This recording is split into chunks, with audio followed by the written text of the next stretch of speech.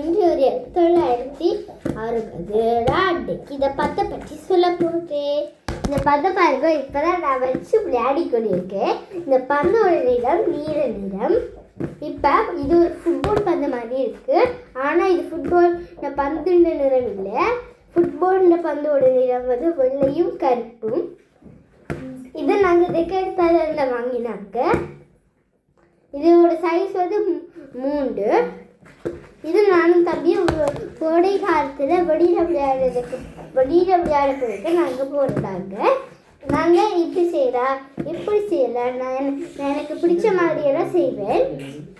இந்த பந்து எல்லா அளவுலையும் இருக்குது, எல்லா வடிவங்களையும் இருக்குது, எல்லா நிறங்கள்லேயும் இருக்குது. அதாவது வட்டம் வட்டம் எல்லாம் இருக்குது.